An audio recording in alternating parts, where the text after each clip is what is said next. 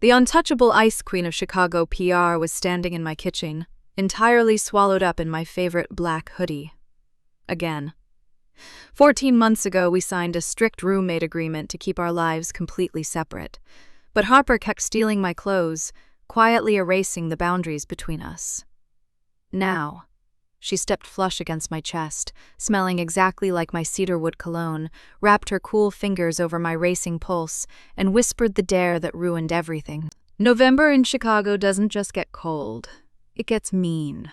The wind off Lake Michigan carries a damp, bitter chill that sinks straight into your bones. I stood in the middle of my bedroom, tearing through my laundry basket for the third time. Nothing. I checked the leather accent chair in the corner. That was exactly where I left my heavy, oversized black hoodie last night. Now, the chair was empty. I let out a slow, controlled breath, rubbing the back of my neck.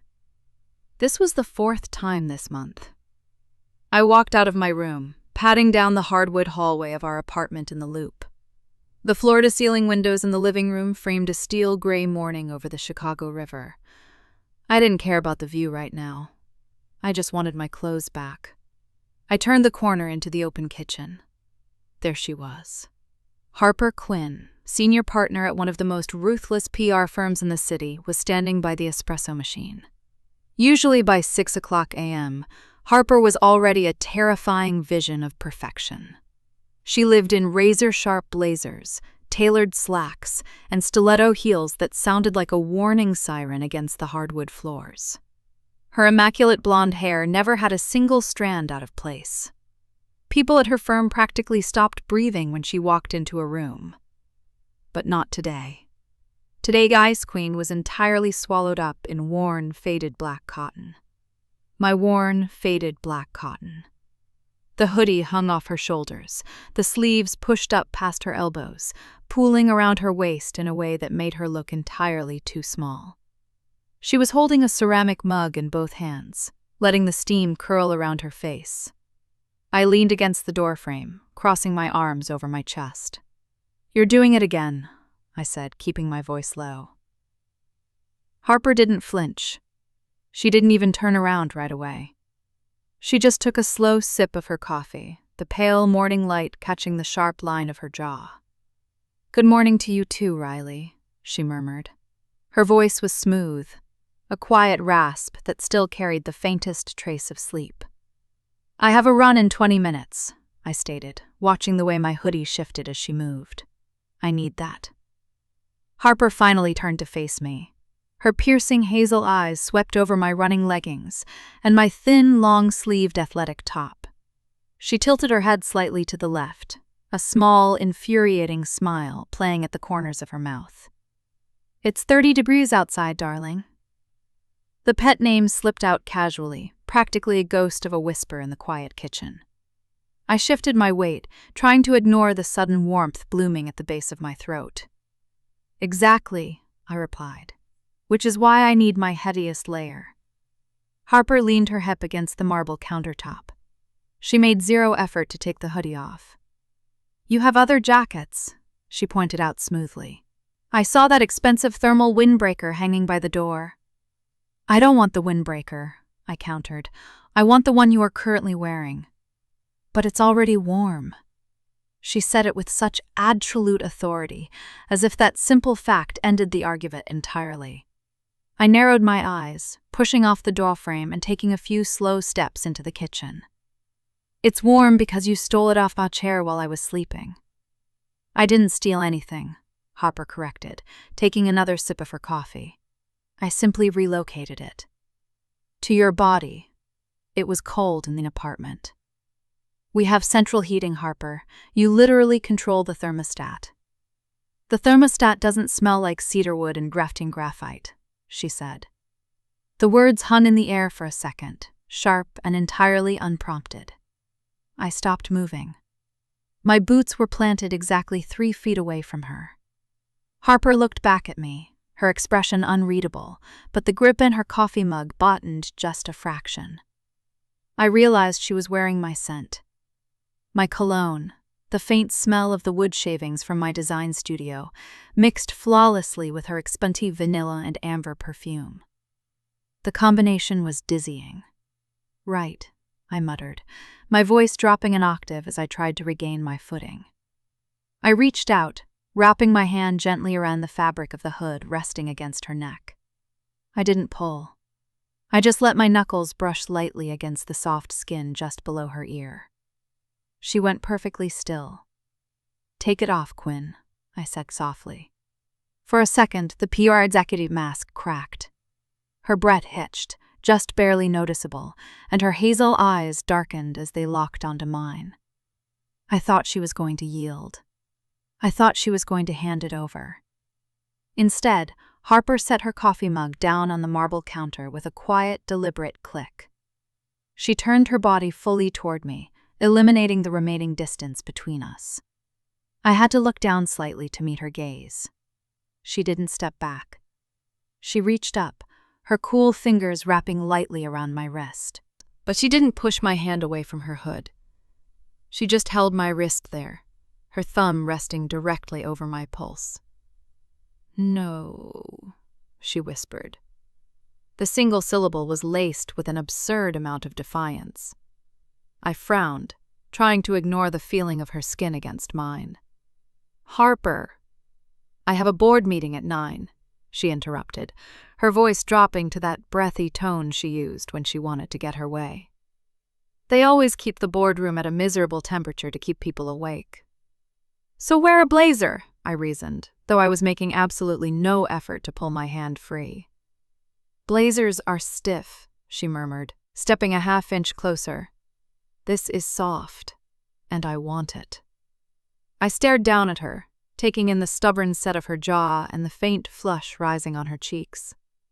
She was impossible. She was controlling, demanding, and utterly impossible. "You can't wear a worn-out hoodie to a corporate board meeting," I told her, trying to inject some practical logic into the room. "I am the senior partner, Riley," she said smoothly, her eyes gleaming with a sly, dangerous light. "I can wear whatever I want." She finally let go of my wrist. But her hand didn't drop to her side. Instead, her fingers trailed down the front of my Hoodies shirt. She caught the zipper of my light running jacket, adjusting it with a slow, deliberate tug. The backs of her fingers brushed against my collarbone. The touch was electric, completely short-circuiting my brain. "You should get going," Harper told me, smoothing her hand flat against my chest for a fleeting, burning second. "The trail gets crowded after 7. She stepped around me, picking up her coffee mug. She walked out of the kitchen, the hem of my oversized hoodie swishing against her thighs. I stood frozen by the espresso machine, staring at the empty space she had just occupied. My collarbone felt like it was on fire. My pulse, the one she had just been measuring with her thumb, was hammering against my throat. I looked down at my own hands, my fingers curling into loose fists. She was taking my favorite hoodie to her office. She was going to sit in a boardroom full of executives, wrapped in my clothes, smelling like me. "You're impossible," I said to the empty room. But the truth was, as I walked over to the closet and pulled out the thin windbreaker, a heavy, sinking realization settled in my chest. I didn't actually want the hoodie back. Not if she looked like that in it. I zipped up the jacket, grabbing my keys off the console table. As I opened the front door, my phone buzzed in my pocket. I pulled it out, squinting at the bright screen in the dim hallway. It was a text from Harper. "I left your scarf on the counter. Wear it. If you catch a cold, you'll be insufferable all weekend." I stared at the message, reading it twice. I looked back toward the kitchen, where a dark gray scarf I hadn't worn in months was neatly draped over a stool. She didn't just steal my clothes. She was quietly rearranging the boundaries of my entire life. And as I wrapped the scarf around my neck and stepped out into the freezing Chicago morning, I realized the most terrifying part of it all. I had absolutely no intention of stopping her. The lakefront trail was a frozen wind tunnel. Every step I took against the concrete sent a dull elk up my shins. But I kept pushing my pace. I needed the cold. I needed the biting wind off Loch Michigan to clear the fog out of my head. But no matter how hard I ran, I couldn't shake the phantom sensation of Harper's thumb resting against my pulse. 14 months ago, moving in with Harper Quinn was supposed to be a purely transactional arrangement. My architectural firm had just lost our lease in West Loop, forcing me to pour all my savings into a new studio space. I needed a cheaper place to live. Fast. Harper needed someone to split the astronomical rent of her luxury high-rise after her previous roommate moved out. I still remember the day I went to look at the apartment. She had interviewed me like I was applying for a C-suite position at her PR firm.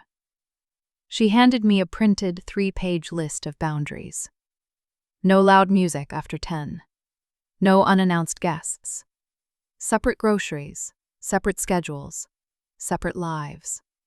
I had agreed to all of it because the apartment was beautiful, and honestly, I liked the idea of a roommate who wanted to be a ghost. I am a creature of habit. I like my quiet, my dark clothes, and my predictable routines.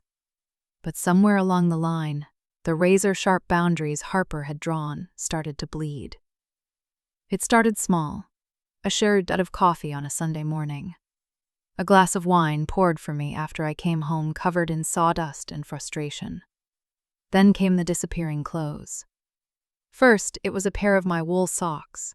Then, a faded graphic tee I used for sleeping. Now, my favorite heavy winter hoodie was sitting in a corporate boardroom.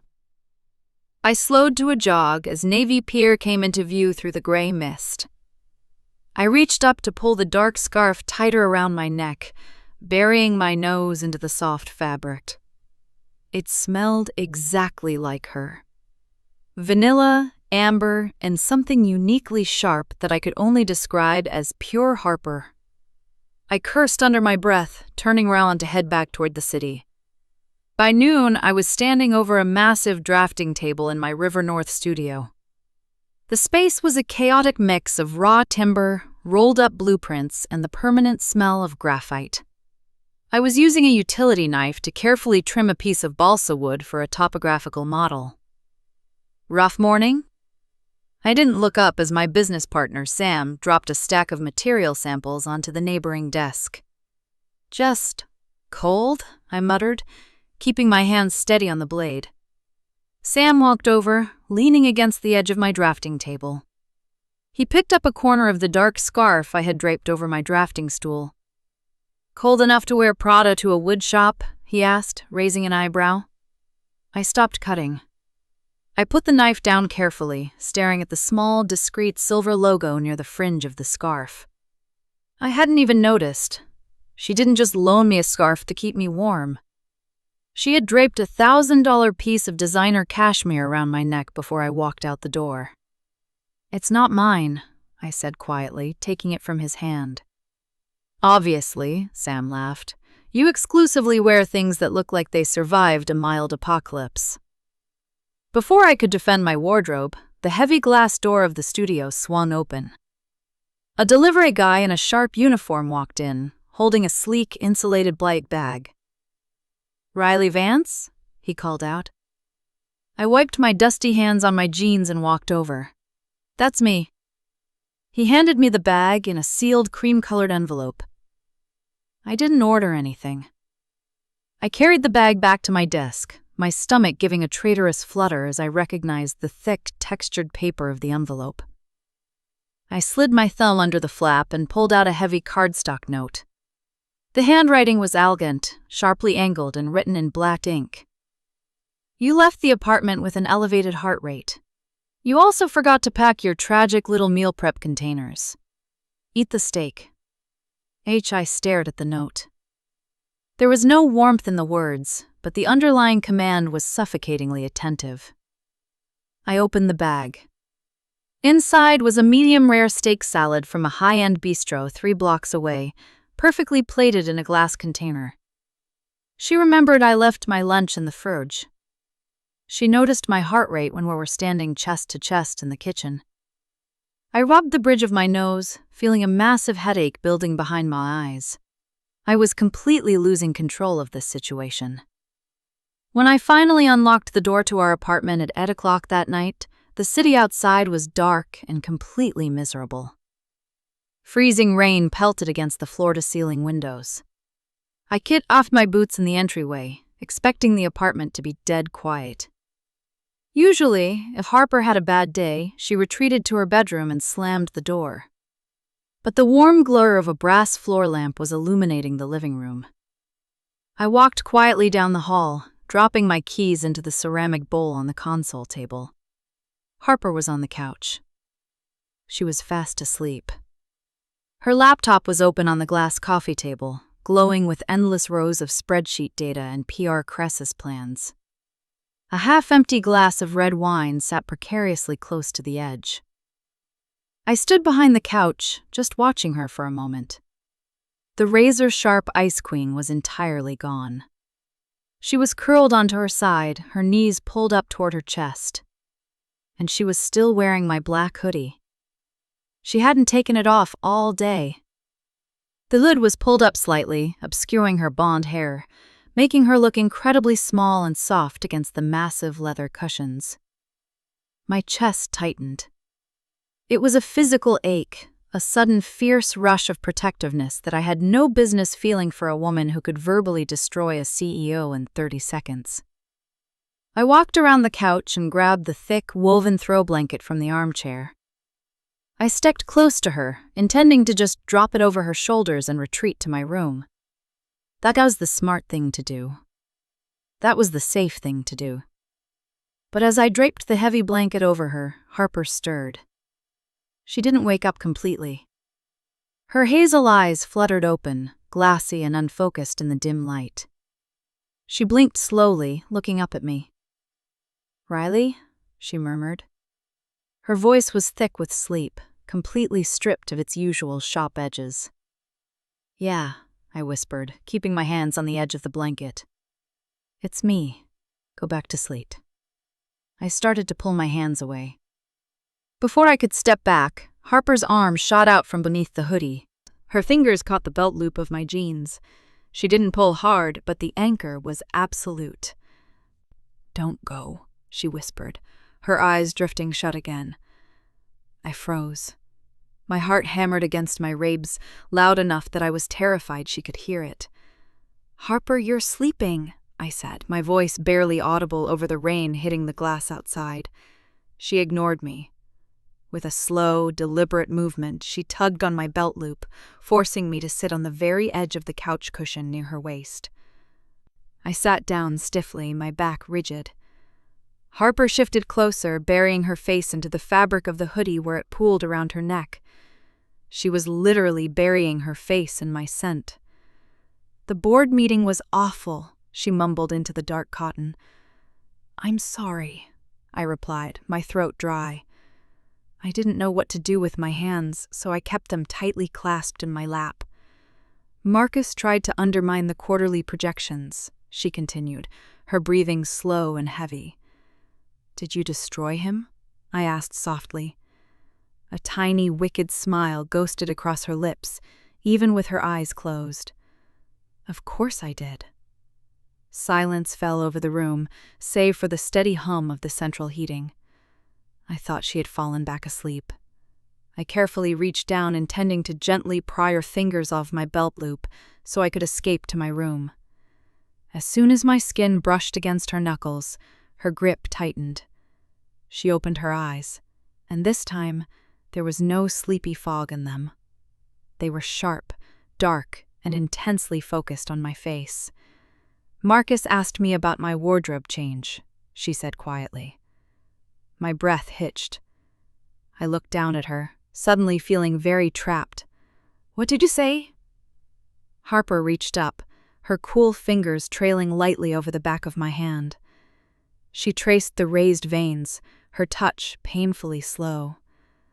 "I told him," she whispered, her voice dropping to a dangerous, breathy octave, that I was wearing something that belonged to someone very territorial. The air in the living room completely vanished. I stared at her, my mind scrambling to process what she had just admitted to a room full of corporate executives. "Harper," I warned, a low, rough sound escaping my throat. She didn't back down. She pulled slightly on my belt loop again, her gaze dropping briefly to my lips before rising back to mute my eyes. "Tell me I was lying, Riley." She was pushing me. She was standing right on the edge of the line we had drawn 14 months ago, daring me to cross it. And looking at her, wrapped in my clothes, smelling like my cologne, I knew the line was already gone. "Tell me I was lying, Riley." The words practically echoed over the sound of the freezing rain hitting the glass. I looked down into those sharp, expectant hazel eyes. Every instinct I had was screaming at me to stand up, walk to my room, and lock the door. That was how we survived the last 14 months. That was how I kept my quiet, predictable life intact. But looking at Harper, engulfed in my black hoodie and gripping my belt loop like it was a lifeline, survival felt entirely overrated. I leaned forward, just a fraction of an inch. The movement was so slight she might not have noticed, but the air between us suddenly felt impossibly thick. "No," I said, my voice rough and entirely stripped of its usual calm. Harper's breath hitched. "No?" she echoed, a quiet thrill vibrating beneath the single word. "You weren't lying," I told her, holding her gaze until I saw a faint tremor run through her shoulders. I didn't give her a chance to respond. I gently wrapped my hand over hers, prying her cool fingers off my denim belt loop, one by one. I didn't drop her hand immediately.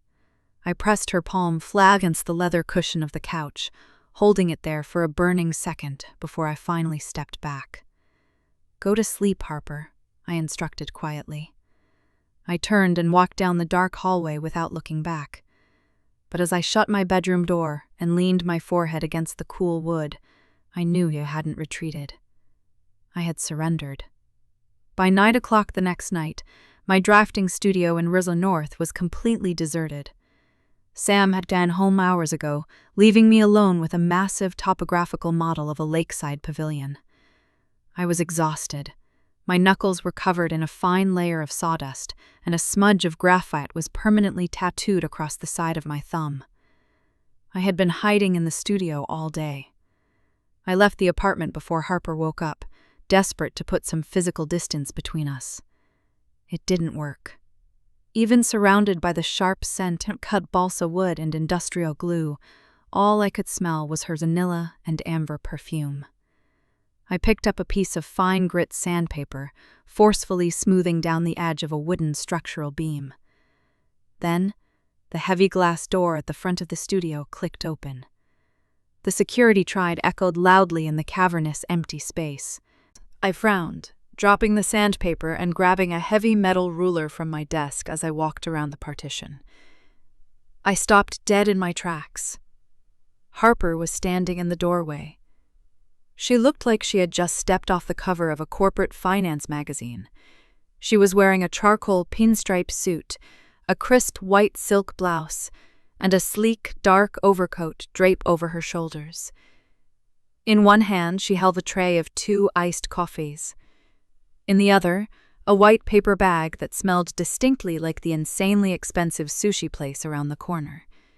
She looked entirely out of place in my dusty industrial woodshop, and she looked absolutely breathtaking. "What are you doing here?" I asked, lowering the metal ruler so I didn't look like an insane person. Harper kicked that heavy door shut behind her with the heel of her stiletto. "You didn't come home," she stated simply. It wasn't a question. It was an accusation, laced with that subtle, clinging possessiveness she usually tried to hide. "I have a deadline," I lied, walking over to clear a stack of blueprints off the central work table. "You're a terrible liar, Riley." Harper walked further into the studio, her heels clicking sharply against the polished concrete floor. She set the coffee and the food down on the table, her eyes slowly taking in the chaotic state of my workspace. She walked past me, completely ignoring the sushi. Instead, she moved toward my personal drafting desk in the corner. Draped over the back of my chair was a heavy, forest green flannel overshirt I kept at the studio for late nights. It was covered in wood dust and smelled like stale coffee. Without a moment of hesitation, Harper shrugged off her immaculate designer overcoat. She let it drop unceremoniously onto my drafting stool. Then she reached for my flannel. "Harper, don't," I warned, taking a step toward her. "It's filthy." She ignored me completely. She slid her arms into the worn sleeves, pulling the heavy fabric over her expensive silk blouse. The shirt was massive on her, the hem hitting mid-thigh, completely ruining the sharp silhouette of her tailored trousers. She grabbed the two front lapels, pulling the flannel tightly around her chest with a contented sigh. "Much better," she murmured. I crossed my arms over my chest, letting out a heavy breath. "Are you making it a personal mission to claim every piece of clothing I own?" Harper turned around, leaning her hips against the edge of my desk. She tilted her head, giving me that sly, infuriating smile that always made my blood rush. "I'm simply adapting to my environment, darling," she said, practically purring the pet name. She looked down at my hands, her gaze locking onto the sawdust and the graphite smudges. Her hazel eyes darkened slightly, tracking the movement of my fingers as I rubbed my thumb over my knuckles.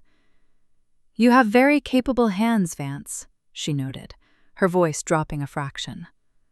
I swallowed hard, firmly shoving my hands into the front pockets of my jeans. "Why are you here, Harper?" I asked, trying to steer the conversation back to safe territory. "I brought you dinner. We have a rule about separate schedules." "I am officially rewriting the rules," she announced, walking back over to the central table and opening the paper bag. She started unpacking the pristine boxes of sushi, arranging them perfectly, just like she arranged everything else in her life. "Besides," she added without looking up, "I have an ulterior motive." I walked over, pulling up a wooden stool across from her. I figured. Harper handed me a pair of wooden chopsticks. She didn't start eating immediately. Instead, she rested her elbows on the table, the oversized sleeves of my flannel swallowing her hands completely. "There is a foundation gala this Saturday at the Field Museum," she began, her tone shifting into something strictly professional. "It's a high-profile PR event. The entire board of my firm will be there." "Including Marcus," I guessed, remembering the name of the executive she had mentioned on the couch. A flash of genuine annoyance crossed her perfect features. "Including Marcus," she confirmed. "He is convinced he can push me out of the senior partner track because I am, in his words, too isolated and unapproachable." "You are unapproachable," I pointed out reasonably. Harper narrowed her eyes at me. "I am selectively accessible." "Right. Marcus also seems to think that because I am unattached, I have endless free time to take on his overflowing client load," she continued, her jaw tightening. "So," I said slowly, piecing it together, "you need to appear attached." Harper finally picked up her iced coffee, taking a slow sip. "I need a +1, she corrected suavely. "Someone who looks intimidating enough in evening wear to make Marcus physically back away from me at the cocktail bars." She set the cup down and looked right at me. "I need you to come with me, Riley." I stared at her, the chopsticks frozen halfway to my mouth. This wasn't just stealing a hoodie or falling asleep on the couch. This was stepping out of the shadows of our apartment and directly into the spotlight of her fiercely guarded public life. It was a very loud, very visible crossing of the boundary. "Harper, I don't do galas," I told her honestly. "I build houses, I wear boots, I don't mingle with corporate sharks." "You don't have to mingle," she insisted, leaning across the table. The scent of my cedarwood cologne on the flannel drifted toward me, mixing dizzyingly with her vanilla perfume. "You just have to stand next to me," she said softly. look stoic, drink expensive champagne, and let them assume whatever they want to assume." "And what exactly will they assume?" I challenged, holding her gaze. Harper didn't blink. She reached across the table, her fingers brushing against the cuff of my dark shirt. "That you are the very territorial person I told them about," she whispered. My heart hammered against my ribs, heavy and completely out of rhythm. This was a trap. It was a beautifully constructed, calculated trap designed by a master manipulator who always got exactly what she wanted.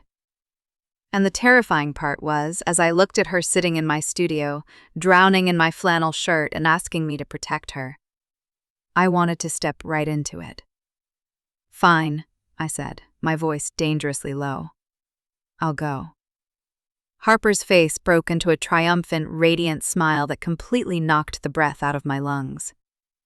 "Good," she murmured, standing up from the table. She walked around to my side, trailing her hand lightly across my shoulders as she passed behind me. "Wear the black suit," she ordered softly, her breath grazing my ear. "It makes you look mean. I like it." She walked toward the heavy glass door, picking up her designer coat but leaving the flannel shirt firmly buttoned around her chest. "I'll see you at home, darling," she called out over her shoulder. The door clicked shut, leaving me alone in the quiet studio. I looked down at the untouched dinner, my pulse racing uncontrollably. I was going to a gala, and judging by the lingering heat on my shoulders, I was going to ruin my own life in the process. The Field Museum at night is a strange collision of worlds. Towering ancient bones cast long, skeletal shadows under vaulted ceilings, completely surrounded by Chicago's wealthiest elite drinking overpriced champagne. I stood near the edge of Stanley Field Hall, subtly tugging at the cuffs of my tailored black suit. It was a custom cut, sharp and aggressively minimalist, completely lacking in any welcoming warmth. Harper had specifically asked for this look when she demanded my presence. I felt less like a +1 and more like a very well-dressed, highly volatile bodyguard. Across the gleaming marble floor, Harper was holding court near a massive display of prehistoric fossils. She was wearing a backless, emerald-green silk gown that moved like liquid fire every time she shifted her weight. Her immaculate blonde hair was swept up into an elegant, complicated knot, exposing the long, pale column of her neck. She looked absolutely lethal. But as I watched her navigate the relentless crowd of arrogant executives and wealthy donors, I noticed the subtle cracks in her armor. I saw the imperceptible tightening of her jaw when a tall, aggressively handsome man stepped right into her personal space. Marcus. I didn't need a formal introduction to know exactly who he was. He had the slick, overly confident posture of a man who was used to steamrolling everyone in his path to get what he wanted. I watched him lean in close to Harper, entirely too close, a smug, patronizing smile plastered across his face. Harper didn't back away, but her posture went completely, painfully rigid. That was the only signal I needed. I pushed off the marble pillar, weaving through the sea of expensive tuxedos and designer ball gowns with deliberate, heavy steps. "I'm just saying, Harper," Marcus was saying, his voice dripping with false concern as I approached from behind. "You take on too much of the firm's burden. You need to learn how to share the portfolio with the rest of the partners." "My portfolio is performing exactly as expected, Marcus," Harper replied smoothly, though her tone was freezing. "For now," Marcus chuckled, stepping even closer. "But a woman in your position, handling all that pressure alone, it sends a fragile message to our key clients." He reached out, his hand moving to rest familiarly on her bare shoulder. He never made contact. I stepped smoothly between them, my shoulder bumping Marcus back just enough to violently interrupt his orbit. "Excuse me," I said. My voice was low, flat, and completely devoid of any societal politeness. I didn't look at Marcus immediately. Instead, I turned slightly toward Harper, placing my hand firmly on the bare skin of her lower back. The emerald silk of her dress stopped just inches above my fingers, but I made absolutely sure my skin made direct contact with hers. Harper let out a sharp, barely audible gasp. She leaned back into my touch instantly, the intense tension bleeding out of her spine the second my hand anchored her. "Is there a problem here?" I asked, finally turning my cold gaze onto Marcus. I didn't smile. I didn't offer my hand for a corporate shake. I just stared at him, letting my height and the severe, intimidating cut of the black suit do exactly what Harper intended them to do. Marcus blinked, momentarily thrown entirely off balance by my sudden appearance. "No problem," he recovered quickly, though his patronizing smile looked incredibly strained. "Just catching up with my colleague." "And you are?" "Riley Vance," I said simply. I didn't elaborate. I didn't offer my job title, my background, or my relationship to the woman currently pressing her back against my palm. I let the heavy silence and the highly possessive placement of my hand speak entirely for itself. Marcus's eyes darted between me and Harper, his smug confidence rapidly deflating under the weight of the awkward tension. "Right. Well." He adjusted his expensive jacket, taking another distinct step back. "I should get back to my table. Good to see you, Harper." He turned around and disappeared quickly into the crowded hall. I kept my hand firmly pressed against Harper's back until he was completely out of sight. My heart was hammering a violent rhythm against my ribs, fueled by a sudden, terrifying rush of adrenaline. I had never considered myself a fiercely territorial person, but watching Marcus try to corner her made me want to tear the entire museum apart. "You were staring him down like you were calculating the best place to hide his body," Harper murmured. She didn't pull away from my touch. Instead, she tilted her head back to look up at me, a dangerous, thrilling spark dancing wildly in her hazel eyes. "He was too close to you," I replied, my voice coming out rougher and much darker than I intended. Harper smiled. It wasn't her perfectly curated PR smile. It was the sly, triumphant, devastating smile she reserved only for the quiet confines of our apartment. "Walk with me," she ordered softly. She didn't wait for an answer or a confirmation. She slipped her hand directly into mine, her cool fingers interlocking flawlessly with my rougher, calloused ones. She led me away from the bright lights of the main hall, pulling me down a dimly lit corridor toward the deep time exhibits. The chaotic noise of the gala faded into a muffled, distant hum behind us. We passed towering skeletons and ancient stone artifacts, the shadows stretching long and distorted across the polished floor. Harper didn't stop walking until we reached a secluded alcove, heavily shadowed and completely empty. She dropped my hand, but she didn't step back. She backed me up against the cool stone wall of the exhibit space, trapping me between the ancient architecture and her body. "You played your part perfectly, Vance," she breathed, stepping directly into my personal space. The familiar scent of vanilla and amber surrounded me, completely intoxicating in the dark, enclosed area. "It wasn't an act," I admitted quietly, refusing to break our intense eye contact. Harper's breath hitched noticeably. She reached up, her hands smoothing slowly over the lapels of my black suit jacket. Her touch was agonizingly slow, her manicured nails lightly scratching against the expensive fabric in a way that made my skin burn. "No?" she whispered, leaning a fraction of an inch closer. "No," I confirmed, my hands twitching at my sides, desperate to reach out and pull her against me. "You hired a +1 to look mean, Harper. I just did what I was told." "I didn't hire you," she corrected, her voice dropping to a husky, breathy murmur. Her hands slid off my lapels, trailing up to rest firmly on my shoulders. Her thumbs brushed rhythmically against the highly sensitive skin at the base of my neck. "And you didn't look mean, Riley. You looked like you wanted to ruin him." "I did," I stated bluntly, dropping all pretense of being a civilized roommate. The absolute, unvarnished honesty of my answer seemed to knock the breath right out of her lungs. Her hazel eyes darkened significantly, heavy with a raw desire she was no longer bothering to hide. She stepped closer, completely eliminating the remaining millimeter of space between us. The soft silk of her emerald dress brushed intimately against the rough fabric of my trousers. Her physical heat seeped through the layers of my clothes, making my blood race.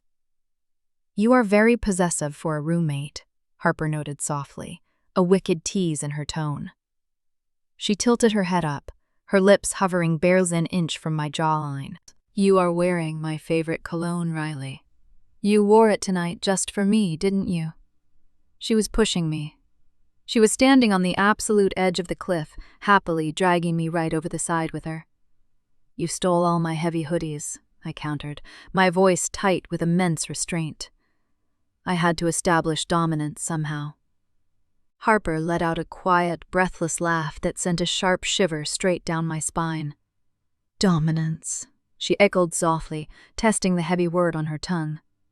She moved her hands from my shoulders, her fingers threading deeply into the messy hair at the nape of my neck. She gave a soft, entirely deliberate, and incredibly grounding tug.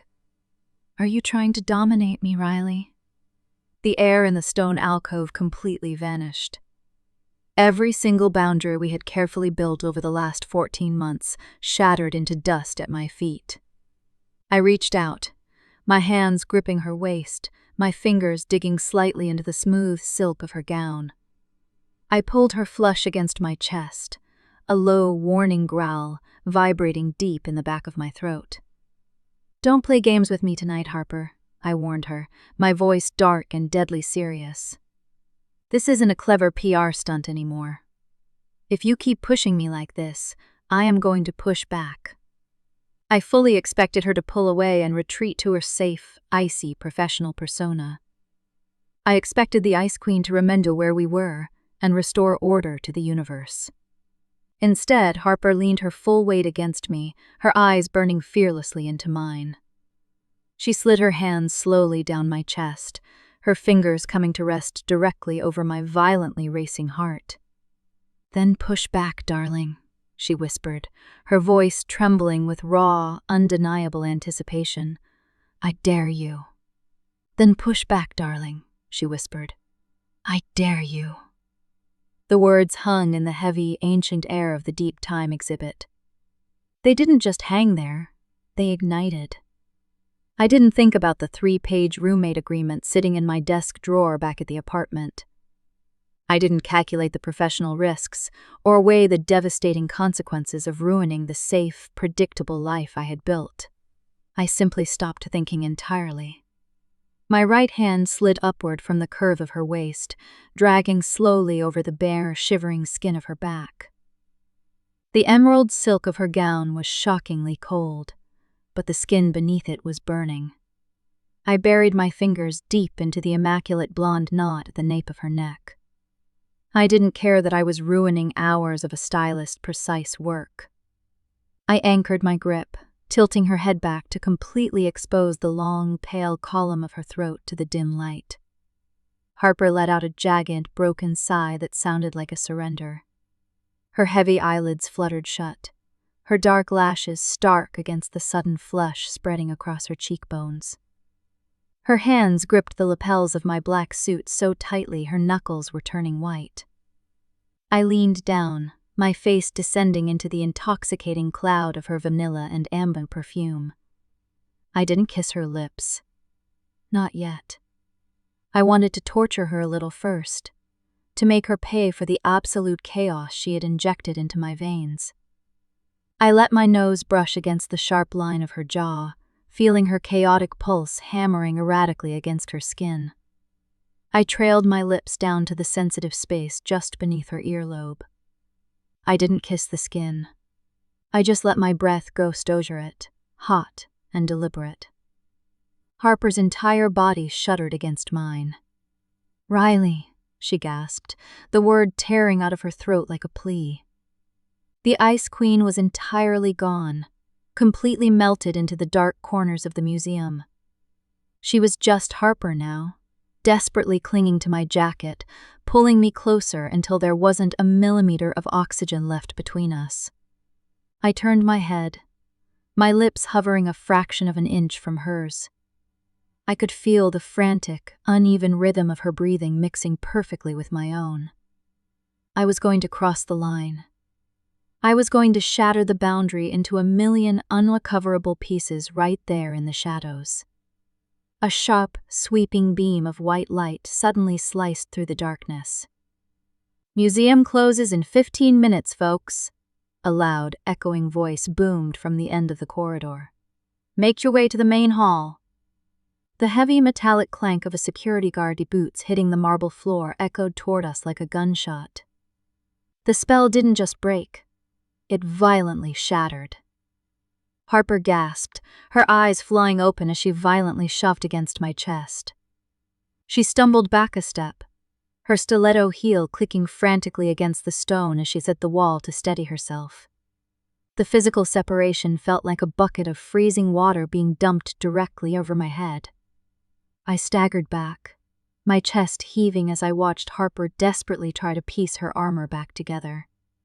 Her hands were shaking uncontrollably as she smoothed down the front of her emerald gown.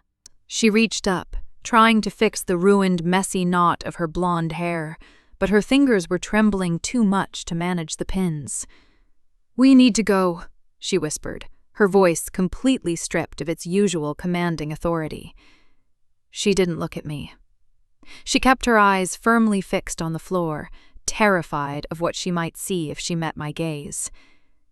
I stood frozen, the phantom sensation of her skin still burning on my fingertips. "Harper," I started, my voice impossibly rough.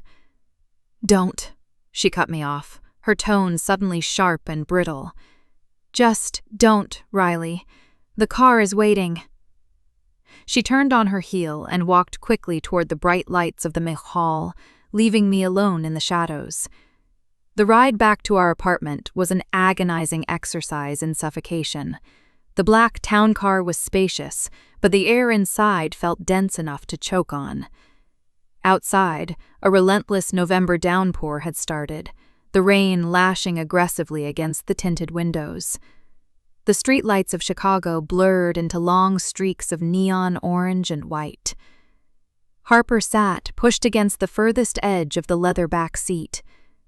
She was staring out the window, her posture rigidly straight, her arms crossed tightly over her chest to ward off a cold that had nothing to do with the weather.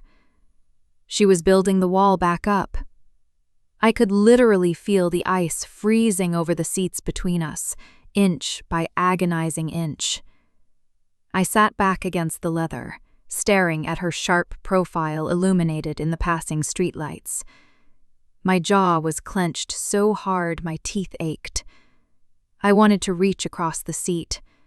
I wanted to grab her hand, to force her to look at me, to finish what we had started in that alcove. But the terrifying vulnerability I had seen in her eyes just before the guard interrupted us held me in place. She was running away. The fearless, ruthless PR executive who took down corporate titans before breakfast was completely terrified of her own feelings. The car pulled up to the curb of our high-rise with a smooth, silent stop. The driver opened the door, and Harper practically bolted into the lobby without waiting for me. The private elevator ride up to our penthouse floor was completely silent. The digital numbers above the door ticked upward. 30, 31, 32, each chime sounding like a countdown to an inevitable explosion. The moment the doors slid open, Harper walked down the hall and shoved her key into the lock. She pushed the door open, stepping into the dark, quiet sanctuary of our apartment. She didn't bother turning on the main lights.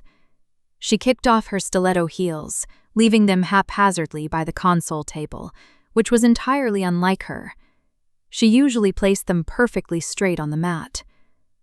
"Well," Harper said into the darkness, her voice suddenly ringing with an artificial, forced lightness that made my stomach twist. She walked toward the kitchen, flipping on the small brass lamp on the counter. That was incredibly effective.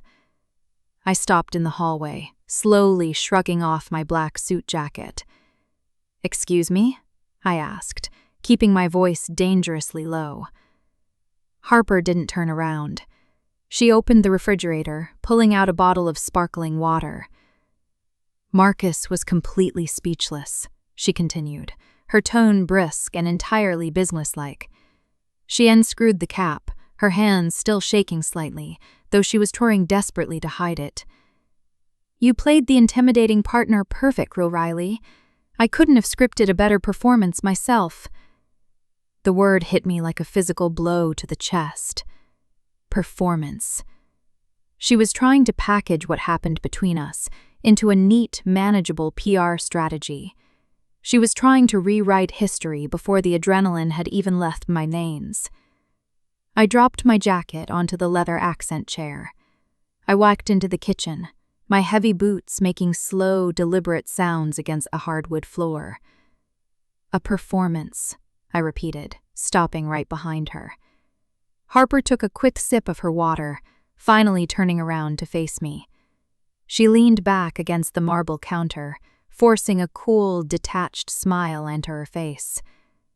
"Yes," she said smoothly, "you were very convincing. The entire board will be talking about it by Monday. Mission accomplished." I stared at her, watching the desperate, frantic energy vibrating just beneath her perfect facade. I felt a sudden fierce flash of white-hot anger. I had let her cross every boundary I had.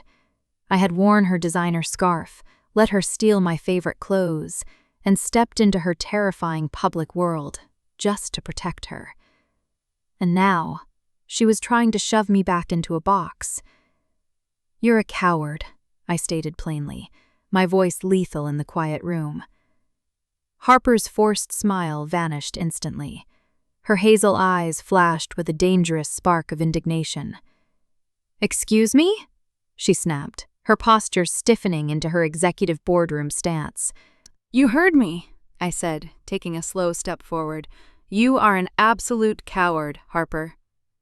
"I don't know what you're talking about," she deflected coldly, gripping the water bottle like a weapon.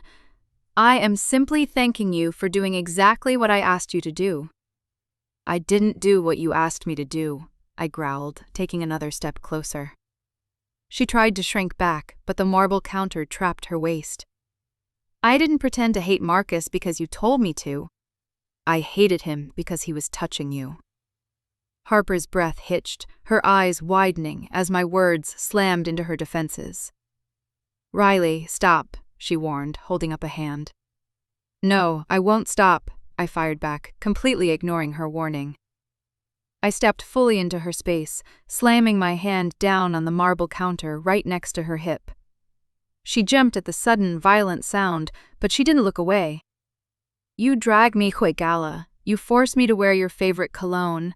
You dare me to push back." I leaned down, my face inches from hers, my voice dropping to a dark, furious whisper. "And the second it gets real, the second you realize you actually want me to cross the line, you panic." "I didn't panic," she yelled, the sudden volume of her voice shocking us both. She slammed the water bottle down on the counter, water splashing violently over the rim and soaking the edge of her emerald dress. "I didn't panic," she repeated, though her voice was trembling violently now. "You did," I pushed ruthlessly, refusing to give her an inch of breathing room. "Because you like being the one in control." I reached out, my fingers wrapping gently but firmly around her wrist, pinning it to the cold marble. "You steal my hoodies because it gives you control over me without having to actually ask for anything." "Let go of me," she whispered, though she made absolutely no effort to pull her arm away. "You wanted me to act territorial so you could feel safe," I continued, staring directly into her terrified, beautiful eyes. "But you didn't expect me to actually mean it." Harper stared up at me, her chest heaving with erratic, rapid breaths. The flawless Ice Queen was completely shattered, leaving behind a woman who was drowning in her own insecurities. "You're right," she breathed, her voice cracking painfully in the middle of the sentence. The sudden admission completely threw me off balance. I blinked, the anger in my chest faltering as I watched a single, frustrated tear spill over her lower lash line. "You're right, Riley," she repeated, her voice dripping with venom directed entirely at herself. "I like the hoodies because they smell like you. I like the control because the alternative is absolutely terrifying." She ripped her wrist out of my grasp, her nails accidentally scratching the back of my hand. "Do you have any idea what it's like to need someone who literally designed her entire life around pushing people away?" I froze.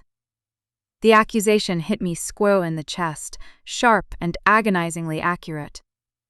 I was the one with the 3-page boundary list. I was the one who hid it in a dusty architecture studio to avoid human connection. "Harper," I started, the fight instantly draining out of me. "Don't," she interrupted, her voice entirely broken now. She grabbed the edges of the emerald silk dress, lifting it slightly as she pushed past me. She didn't look back as she stormed down the dark hallway. "Wait," I called out, turning to follow her. But I was too slow. She reached the door to her bedroom. She didn't just walk inside, she turned around and looked at me standing helplessly in the kitchen. Her makeup was slightly smudged, her hair was a ruined mess, and she looked more beautiful and devastated than I had ever seen her. "I didn't dare you in your alcove because I was playing a game, Riley," she whispered into the heavy silence. "I dared you because I was playing you would finally prove you actually wanted me back." The door slammed shut between us. The heavy, metallic sound of the deadbolt locking echoed down the hallway like a final judgment. I stood, completely paralyzed in the middle of the kitchen. The faint scent of vanilla and amber still lingered heavily in the air, mixing with the spilled water on the marble counter. I looked down at the red scratch mark on the back of my hand. I had pushed her until she broke, completely blind to the fact that I was the one who built the wall in the first place.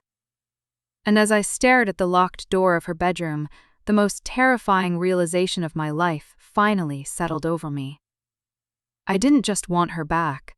I was entirely, irreversibly in love with her. And I had absolutely no idea how to fix what I had just broken. I didn't move for a very long time. I stood in the center of the kitchen, listening to the heavy silence of the apartment settling around me like concrete. The rain continued to assault the floor-to-ceiling windows, violent and relentless. Eventually, my legs carried me down the dark hallway. I stopped right in front of Harper's closed bedroom door. I didn't knock. I didn't try the handle. I just sank to the floor, my back sliding down the opposite wall until I was sitting on the hardwood. I pulled my knees to my chest, resting my heavy head against my arms.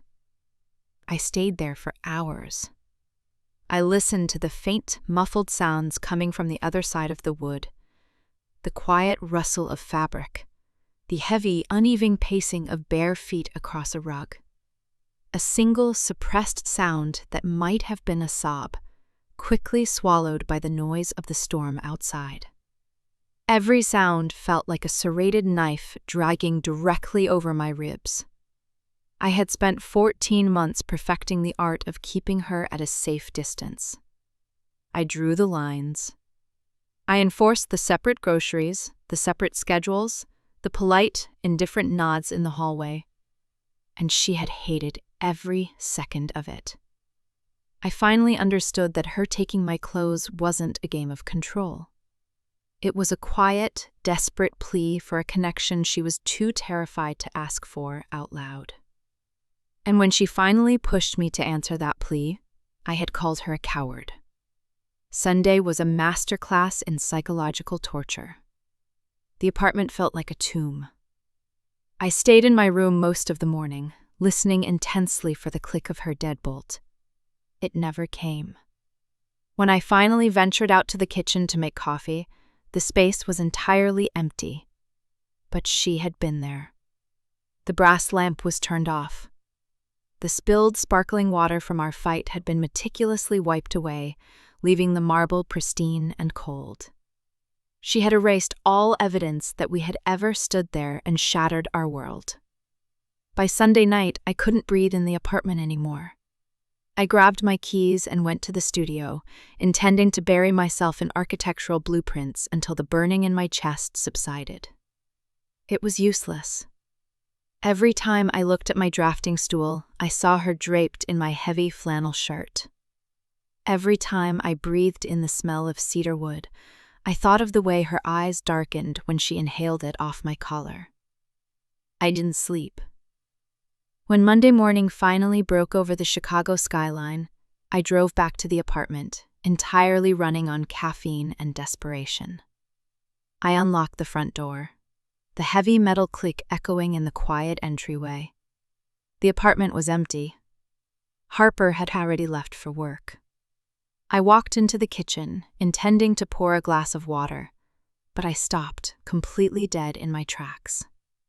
Sitting on the edge of the kitchen island, perfect proof folded into a neat, disciplined square, was my heavy black hoodie. My stomach dropped into a bottomless abyss. I walked over slowly, my hand trembling slightly as I reached out to touch the dark cotton. It was cold. I picked it up, burying my face into the hood, desperately searching for the lingering scent of vanilla and amber. There was nothing. It smelled like mass-market lavender laundry detergent and fabric softener. She had washed it. She had systematically scrubbed every single trace of herself out of the fibers. She had folded it perfectly, leaving it on the counter like a formal resignation letter. The message was deafeningly clear. She was giving me my boundaries back. She was retreating behind her impenetrable ice wall, exactly where I had demanded she stay for over a year. A sudden, blinding wave of panic crashed over me. It was a physical sensation, heavy and suffocating, completely crushing the oxygen out of my lungs. I couldn't let her do this. I couldn't let her erase us before we even had a chance to exist. I dropped the hoodie back onto the counter, my mind racing. I didn't bother changing my clothes. I was wearing a pair of faded dark jeans, heavy rake boots, and a structured olive green canvas jacket. I didn't care that I looked like I belonged on a construction site. I grabbed my keys, snatched the clean black hoodie off the counter, and walked out the door. Harper's PR firm occupied the top 3 floors of a towering glass skyscraper in the financial district. I had never been there. It was an unspoken rule on our 3-page agreement. Do not interfere with professional obligations. I was about to set the entire agreement on fire. The lobby of the building was a chaotic swarm of tailored suits and expensive briefcases. I bypassed the main security desk, slipping into the express elevator behind a group of distracted executives. When the metal doors slid open on the 52nd floor, the atmosphere shifted entirely. The PR firm was a temple of modern, intimidating luxury. Polished white marble floors reflected the glare of the recessed lighting. Floor-to-ceiling glass walls offered a dizzying, terrifying view of the city below. The air smelled like expensive espresso, freshly printed paper, and ruthless ambition. I walked past a massive curved reception desk. "Excuse me, ma'am, do you have an appointment?" The receptionist called out sharply. I didn't stop walking. I ignored her completely, my boots thudding heavily against the pristine marble as I navigated the maze of glass corridors. I was an architect. I knew exactly how corporate power structures were designed. The most important people were always in the corners, insulated by layers of assistants. I turned a sharp corner, heading directly for a set of massive, frosted double doors at the end of the hall. A young woman in a sleek navy dress jumped up from an outer desk. "You can't go in there," she panicked, stepping into my path. "Miss Quinn is on a highly sensitive call. She asked not to be disturbed under any circumstances." I stopped. I looked down at the assistant, my expression entirely flat and unyielding. "I am the circumstance," I said quietly. I didn't wait for her to process the ridiculous sentence. I stepped around her, pushing my hand against the heavy glass door. It swung open silently, granting me entry into Harper's absolute domain. The corner office was massive, flooded with harsh, unforgiving white light from the floor-to-ceiling windows. Harper was standing behind a sprawling mahogany desk. She was wearing a bone-white tailored blazer and dark trousers. Her blonde hair pulled back into a severe, weaponized ponytail. She was speaking into a sleek headset, her voice sharp enough to cut glass. "I don't care what the projections say, David. You killed the story before it goes to print, or I kill your retaining contract. Understood?" She tapped a button on her desk, ending the call immediately. She didn't look up from the tablet in her hand. I thought I made it explicitly clear that I wasn't taking any more. Her voice died in her throat. She finally leaked up, her piercing hazel eyes locking onto me, standing in the center of her office. The stylus she was holding slipped from her fingers, clattering loudly onto the polished wood of the desk. For 3 devastating seconds, neither of us moved. She looked absolutely terrified and entirely exhausted. Beneath the flawless makeup, there were faint, bruising shadows under her eyes. "Riley," she breathed, the single word barely carrying over the hum of the air conditioning. "What are you doing here?" Her tone shifted instantly, the professional ice freezing over her voice before the sentence even ended. She stood up straighter, adjusting the lapels of her white blazer like armor. "You shouldn't be here. I am in the middle of a crisis management cycle." I didn't answer. I walked forward, closing the massive distance between the door and her desk. I reached into the deep pocket of my canvas jacket and pulled out the perfectly folded black hoodie. I tossed it onto the mahogany desk. It landed right on top of her meticulously organized PR files. Harper stared at the dark cotton, a tiny tremor running through her rigid shoulders. "I washed it for you," she said, her voice brittle and defensive. "You made it very clear on Saturday night that my borrowing your things was a problem." "It smells like lavender," I stated, my voice low and completely devoid of warmth. Harper blinked, clearly thrown entirely off script by the mundane complaint. "I used the detergent in the utility closet.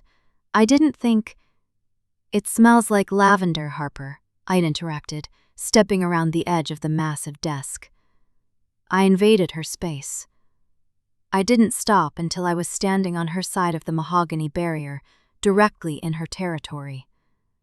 "It doesn't smell like cedarwood anymore," I continued, my voice dropping to a dangerous gravelly octave. "And it doesn't smell like vanilla or amber. You scrubbed it completely clean." Harper took a distinct step backward, her spine hitting the cool glass of the floor-to-ceiling window behind her desk. She had nowhere else to go. "That was the point," she whispered, her eyes darting nervously toward the frosted glass door of the office. "Anyone walking by could see us. We were completely exposed in the middle of a corporate war zone." "The point," I echoed, taking another slow, predatory step forward. I reached out, but I didn't touch her. Instead, I reached past her shoulder, grabbing the small silver cord controlling the heavy vertical blinds covering the glass wall. I yanked it sharply. The thick blinds snapped shut with a harsh, clattering sound, plunging the bright office into heavy, shadowed isolation. The sudden privacy felt incredibly dangerous. Harper gasped slightly, her chest rising and falling in rapid, uneven jerks. "Riley, you are acting insane," she warned, though her voice lacked any real authority. "My entire board is on this floor." "Let them be," I replied simply. I placed my hands flat against the cold glass of the window, perfectly bracketing her shoulders. I leaned in, trapping her completely between my body and the skyscraper wall. "I told you on Saturday night that you were a coward for running away," I murmured, my face hovering inches for hers. But I was entirely wrong.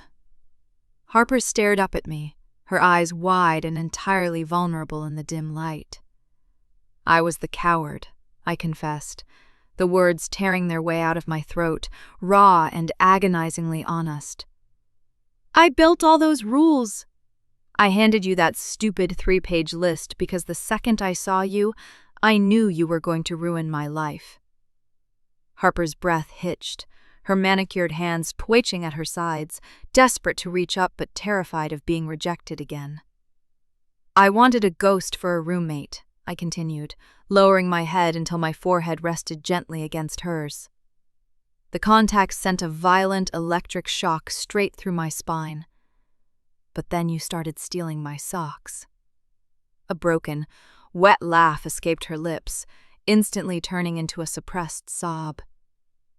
"And then you stole my shirts," I whispered, turning my head slightly so my lips brushed against the soft skin of her temple. "And then you slept on the couch in my favorite hoodie, and you looked at me like I was the only person in the world who could keep you safe."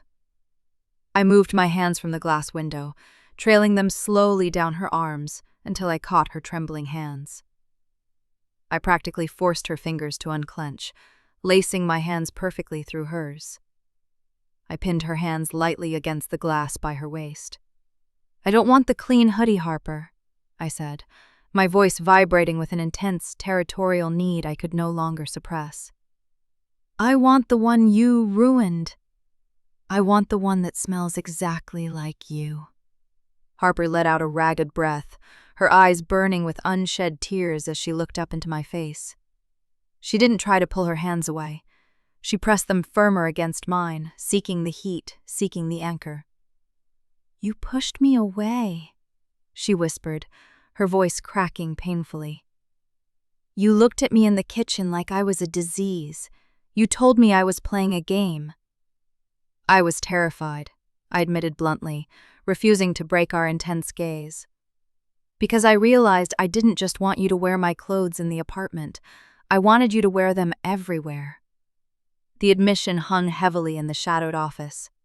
It was a total, unconditional surrender of my territory, my boundaries, and my guarded heart. Harper's hazel eyes darkened instantly. The vulnerable, broken woman vanished, entirely replaced by the possessive, commanding force of nature I was desperately in love with. She didn't hesitate this time. She forcefully ripped her hands out of my grasp. Before I could react, she grabbed the heavy lapels of my canvas jacket, yanking me forward with shocking strength. She slammed me back against the heavy mahogany desk, entirely reversing our positions in a fraction of a second. My lower back hit the edge of the wood, knocking the breath out of my lungs. Harper stepped perfectly between my legs, trapping me against the desk. She leaned up, her face agonizingly close to mine, a ruthless, dangerous smile finally breaking across her flawless features. "You are in my office, Vance," she breathed, her voice dropping into that quiet rasp that always made my blood boil. "You don't get to march in here, lock my door, and dictate the terms of my surrender." She reached up, her cool fingers sliding directly into the messy hair at the nape of my neck. She gripped hard, tilting my head back exactly the way I had done to her in the museum alcove. "You broke the rules first today," she whispered against my jaw. "So now, we play by mine." She didn't give me a chance to argue.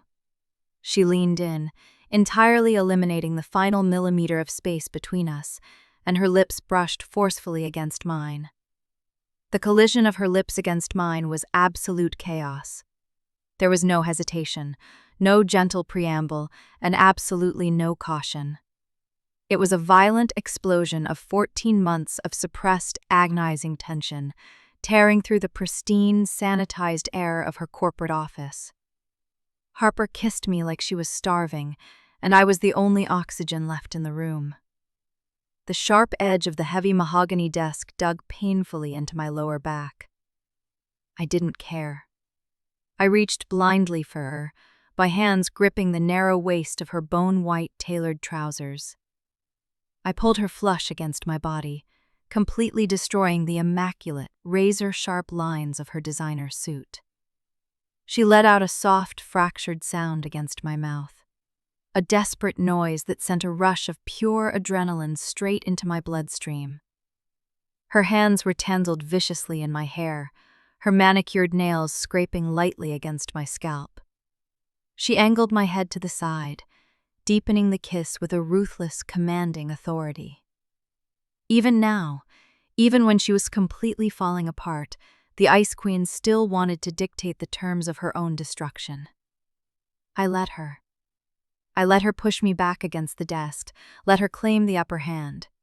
Because feeling her finally give in to this was entirely intoxicating. She tasted like bitter espresso, expensive peppermint mints, and something dark and terrifyingly desperate. I slid my hands up her back, my palms pressing flat against the cold silk of her blouse beneath the white blazer. I could feel the frantic, uneven hammer of her heart beating directly against my chest. She wasn't just kissing me. She was anchoring herself to me to keep from spinning off the edge of the earth. I wrapped my arms tighter around her, effectively trapping her between my body and the desk she was trying to pin me to. I turned the tables. With a sudden, deliberate shift of my weight, I pushed forward, forcing Harper to step back until the back of her knees hit her own leather executive chair. She gasped into my mouth, the sudden loss of control breaking her rhythm. I didn't give her a second to recover. I backed her up until she fell awkwardly onto the armrest of the chair, her legs tangling dangerously with mine. I leaned over her, tracing the seam of her lips with my own, demanding entry that she granted with a shuddering sigh. We were completely out of our minds. We were in the middle of a fully staffed PR firm on the 52nd floor of a financial skyscraper, with only a set of closed vertical blinds protecting us from complete professional ruin. Anyone could walk in. The sheer, terrifying risk of the environment acted like gasoline poured directly over a fire.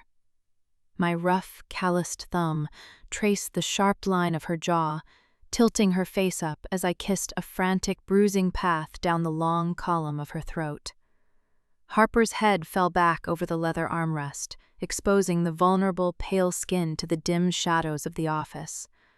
Her fingers gripped the lapels of my heavy canvas jacket, pulling me down harder against her.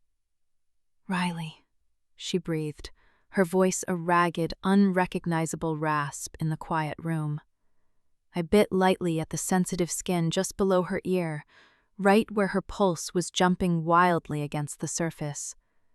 She shuddered violently, her hips completely arching off the chair to meet mine.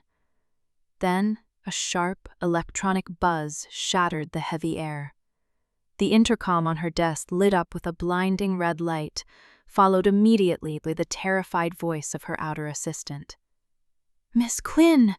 I am so sorry to interrupt, but Marcus is demanding to know if you finalized the crisis draft. He's walking down the hall right now." The voice echoed loudly in the dark, silent office. Harper went completely, terrifyingly rigid against me. The illusion of our isolated world dissolved instantly, ripped apart by the brutal reality of the corporate shark tank waiting just outside her frosted doors. She didn't push me away. She was breathing heavily, her chest heaving against mine, her hazel eyes blown wide with a mixture of raw desire and sudden, paralyzing panic. Marcus was coming. The man who had tried to corner her at the gala, the man who was actively trying to destroy her career, was 30 seconds away from opening that door. I stepped back instantly, giving her the physical space she desperately needed to breathe. Harper stood up from the armrest, her hands shaking violently as she frantically tried to smooth down her ruined white blazer. Her hair, usually a weaponized perfect ponytail, was a messy, tangled disaster at the nape of her neck. Her lips were flushed and visibly swollen. She looked absolutely nothing like a senior PR partner. She looked like a woman who had just been thoroughly, ruthlessly compromised. She reached blindly for the intercom button on her desk, pressing it down with a trembling finger. She took one deep, jagged breath. When she spoke, her voice was a terrifying masterpiece of absolute freezing control. "Tell Marcus to wait in the conference room, Sarah. I am on a confidential call. I will bring the draft to him in exactly 10 minutes. "Yes, Miss Quinn," the assistant stammered quickly, the intercom clicking off. Harper released the button, her hand dropping limply to her side. The authoritative Ice Queen mask immediately cracked the second the red light turned off. She looked at me, standing in the shadows by the glass wall, completely out of place in my heavy boots and canvas jacket. "I have to go," she whispered, her voice cracking painfully on the last word. "I know," I replied quietly. I didn't press her. I didn't try to touch her again. I knew the stakes in this building were infinitely higher for her than they were for me. I walked over to the desk, picking up the perfectly folded, lavender-scented black hoodie that had started this entire confrontation. I held it in one hand, looking directly into her beautiful, terrified eyes. "Finish your war with Marcus," I told her, my voice low and incredibly steady. "And then come home." I didn't wait for her to respond. I walked out of her corner office, slipping quietly past the panicked assistant and disappearing into the crowded elevator bank before Marcus even turned the corner. The rest of the day was an agonizing blur of adrenaline and excruciating waiting. I went back to my architectural studio, but I didn't draft a single line. I sat at my desk, staring blindly at a topographical model, my mind entirely trapped in the dim shadows behind Harper's vertical blinds. I could still taste the bitter espresso on my tongue. I could still feel the desperate, frantic grip of her fingers in my hair.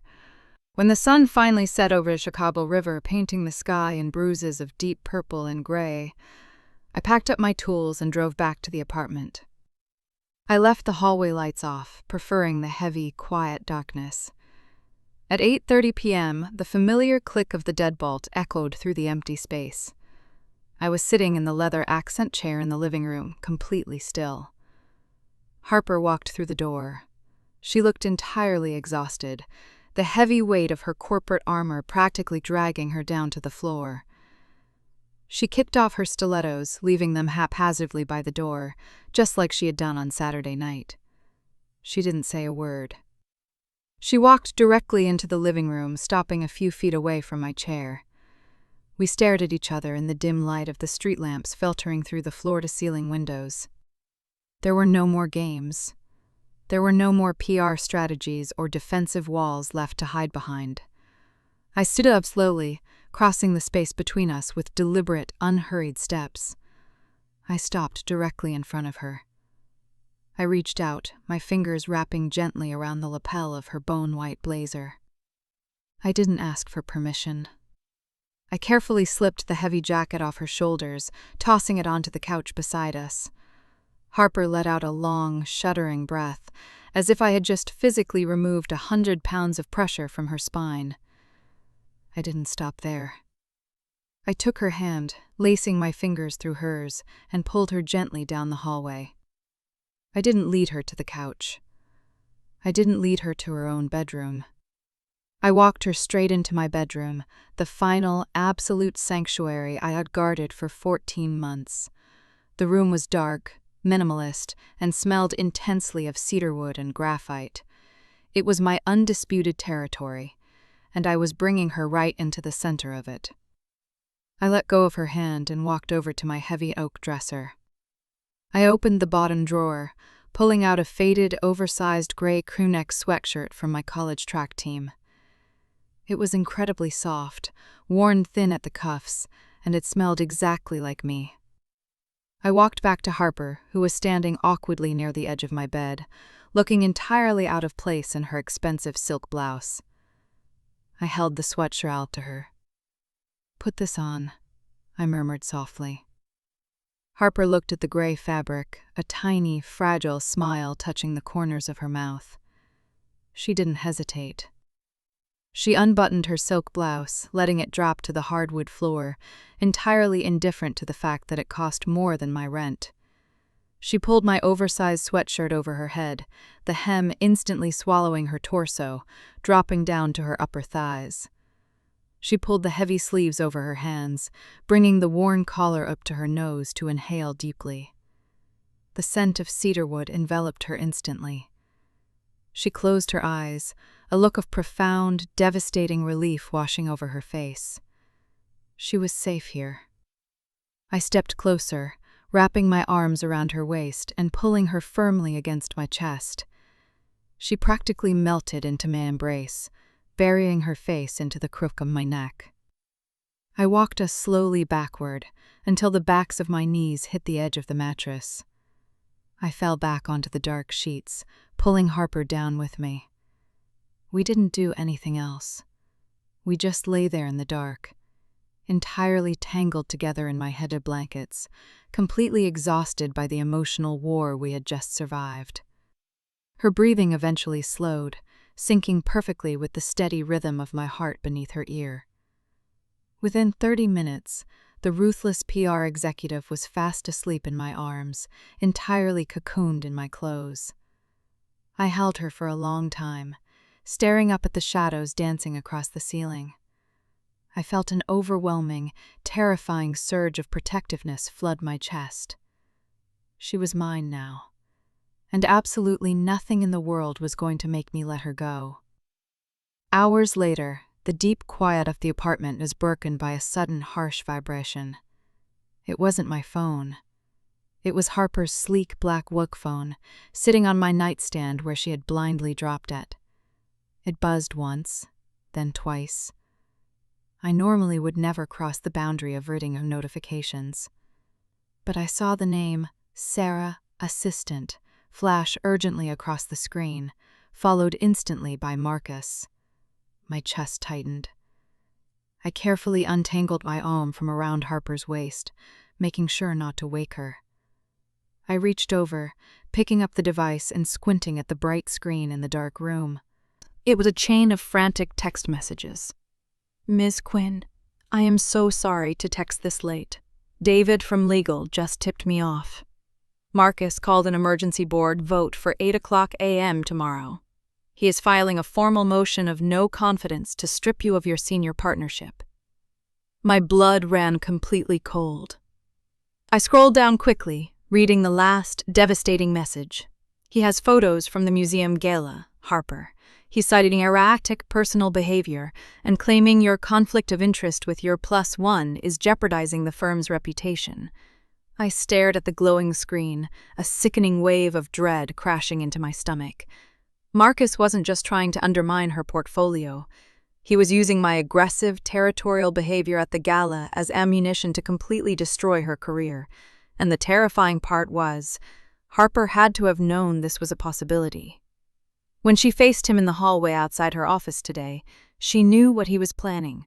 She knew he was coming for her throat. But she didn't tell me. She fought him off alone, locked herself behind her corporate armor, and then came home to sleep safely in my arms while her entire professional life was burning to the ground. She was still trying to protect me from the crossfire of her toxic world. I looked down at Harper, her face completely peaceful as she slept buried in my faded gray sweatshirt. The ice pan had sacrificed everything to keep me out of the blast radius. I tightened my grip on the phone, my jaw clenching so hard my teeth ached. 14 months ago, I was just an architect who wanted to hide from the world. But tomorrow morning at 8:00, Marcus was going to find out exactly what happened when you tried to take something that belonged to me. I quietly set the phone back on the nightstand, my heart hammering a dangerous, lethal rhythm against my ribs. The game was entirely over, and I was going to ruin him. The alarm on my phone never had a chance to ring. I was awake at 5:00 a.m., lying completely still in the dark. The faint, gray light of the early Chicago morning was just beginning to bleed through the edges of the bedroom blinds. Harper was still fast asleep, her head resting heavily on my chest. She was entirely cocooned in my faded gray track sweatshirt, her breathing slow and perfectly even. Her fingers were loosely curled into the fabric of my t-shirt, clinging to me even in her unconscious state. I lay there for a long time, just feeling the steady rhythm of her heart against my ribs. She looked so incredibly peaceful, completely stripped of the heavy, suffocating armor she wore for the rest of the world. She trusted me enough to drop her guard in this room, and Marcus was trying to use that exact vulnerability to destroy her.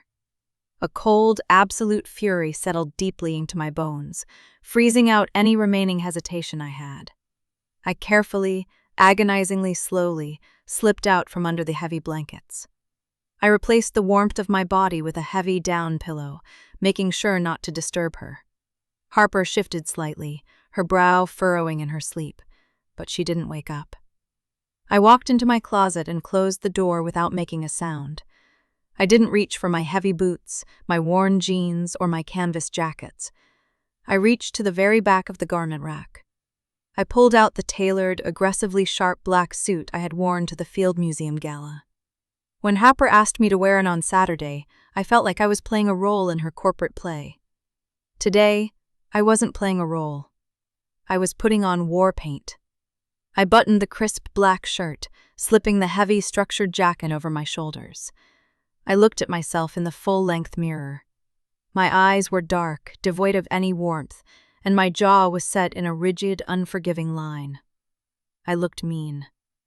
I looked exactly like the kind of person who could tear a corporate boardroom apart with my bare hands.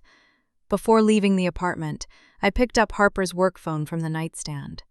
I bypassed her lock screen, which terrifyingly she had set to my birthday 3 months ago without ever telling me.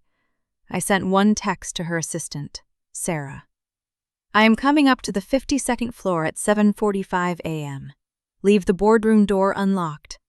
I set the phone back down, grabbed my keys, and walked out into the freezing morning air. The financial district was already vibrating with nervous, high-stakes energy when I arrived.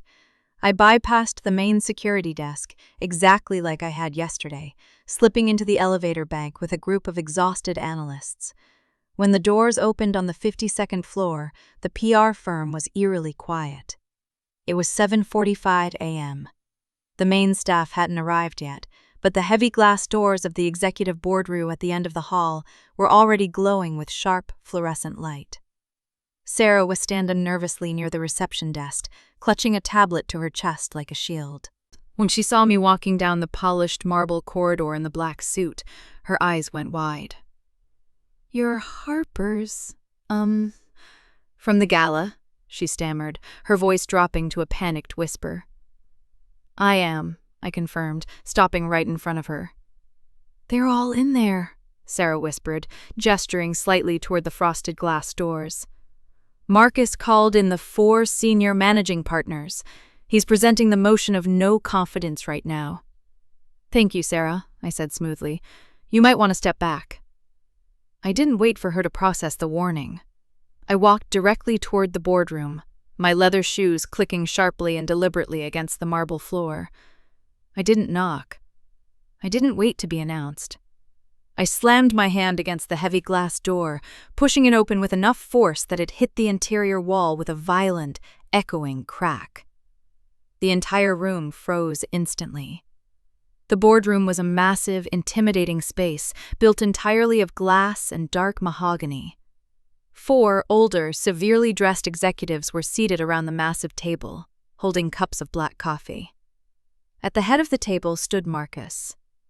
He was wearing a smug, triumphant smile holding a laser pointer. Behind him, projected onto a massive screen, was a high-resolution photo from the museum gala.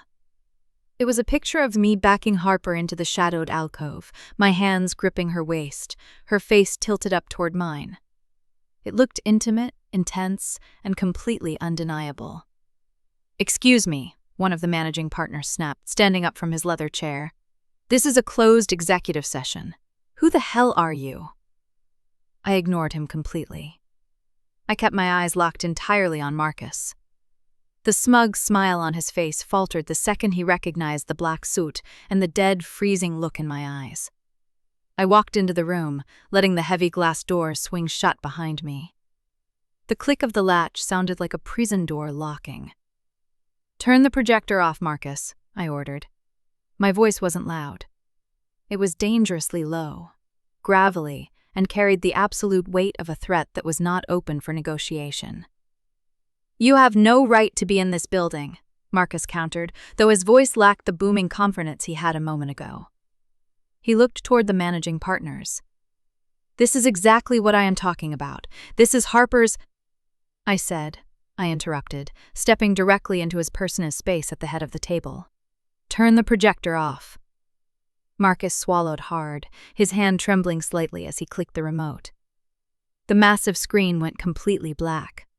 I turned my back on him, facing the 4 managing partners who were staring at me in absolute shock. "My name is Riley Vance," I introduced myself, my tone entirely flat and professional. "I am the lead architectural designer for Vance Studios, and I am the private citizen whose unconsented photograph was just displayed in your boardroom." The managing partner who had yelled at me slowly sat back down, his expression shifting from anger to deep, calculated caution. They were PR executives. They knew exactly what the words unconsented photograph and private citizen meant for their legal liability. "Mr. Vance," a female executive at the end of the table said smoothly, trying to de-escalate the sudden chaos. "I assure you, this is an internal matter regarding Ms. Quinn's professional judgment." "Ms. Quinn's professional judgment is flawless." I cut her off, placing both of my hands flat on the mahogany table and leaning forward. I stared down the entire board, letting the heavy, intimidating silence stretch until the air in the room felt suffocating. "Let me tell you exactly what is happening here," I continued, my voice echoing off the glass walls. "Your colleague, Marcus, approached Ms. Quinn at a public foundation gala. He attempted to physically corner her and place his hands on her without her consent." I turned my head slightly, glaring at Marcus out of the corner of my eye. He was pale, completely paralyzed by the sudden, violent shift in the narrative. "I intervened," I stated, turning back to the board, "because I am Ms. Quinn's partner, and I do not tolerate people crossing her boundaries." The word partner hung heavily in the air, absolute and entirely uncompromising. In retaliation for being publicly humiliated, Marcus hired a private photographer to stalk us through the museum, take unauthorized photos of a private intimacy, and is now using them to extort a senior partner out of her shares. "That is a lie," Marcus shouted, his voice cracking with flooding. "I didn't hire a photographer. A donor sent those to me." "It doesn't matter who took them, Marcus," I snapped, standing up to my full height and turning on him completely. I stepped so close to him he had to physically lean back against the projector screen to avoid touching me. "You distributed them," I whispered, my voice dripping with pure, lethal venom. "You brought them into a corporate environment, which means this firm is now legally responsible for institutional harassment, stalking, and a gross violation of privacy." I turned away from his terrified face and looked directly at the senior managing partner. "You are a public relations firm," I said, my voice dropping back to a cool, calculating calm. "Your entire business model relies on protecting the reputations of your clients. What do you think happens when I walk out of this room, call my legal team, and file a massive, highly public lawsuit detailing how your partners use predatory surveillance to settle internal grudges?" Complete, absolute silence fell over the boardroom. The executives exchanged rapid, panicked glances. They were doing the math. Harper was a star earner, their most effective senior partner, and firing her would already disrupt their revenue. But a massive harassment scandal plastered across the Chicago Tribune would entirely destroy the firm's credibility overnight. "Mr. Vance," the senior managing partner said finally. His voice was heavy, defeated, and entirely pragmatic. "There is no need to involve legal counsel. I believe there has been a severe miscalculation on Marcus's part." "I agree," I replied smoothly, not giving an inch of ground. Miss Quinn's portfolio is not a liability. She is the only reason this firm hasn't imploded under the weight of its own incompetence. If you want to keep her, and if you want to keep this entire building out of a courtroom—" I looked at Marcus, my dark eyes completely hollow. "I suggest you remove the actual liability from the room." The senior partner didn't even hesitate. He looked at Marcus with absolute disgust. "Marcus, pack your desk. Security will escort you out of the building in 15 minutes. This meeting is adjourned." Marcus opened his mouth to argue, his face flushed with humiliation and rage, but no words came out. He looked at me, realizing he was entirely, utterly beaten. He dropped the laser pointer on the table and practically ran out of the glass doors. I didn't move. I stood at the head of the table, my posture rigid, watching the remaining executives quietly gather their files and shuffle out of the room, avoiding eye contact with me entirely. Within 60 seconds, the massive boardroom was completely empty. I let out a slow, controlled breath, the violent rush of adrenaline finally beginning to recede from my bloodstream. I reached up, loosening the collar of my black shirt, my hands shaking slightly now that the war was over. Then, the heavy glass door clicked open again. I turned around. Harper was standing in the doorway. She was wearing her flawless Ice Queen armor, a razor-sharp charcoal suit, her blonde hair pulled back into a severe knot, her hazel eyes guarded and ready for a bloodbath. She had clearly rushed here, expecting to walk into a firing squad. Instead, she found an empty room, and me, standing at the head of the table. She looked around the deserted boardroom, her perfectly manicured hands tightening on the handle of her leather briefcase. "Where is the board?" she asked, her voice tight with confusion and rising panic.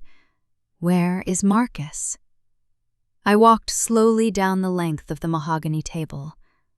I stopped exactly 2 feet in front of her.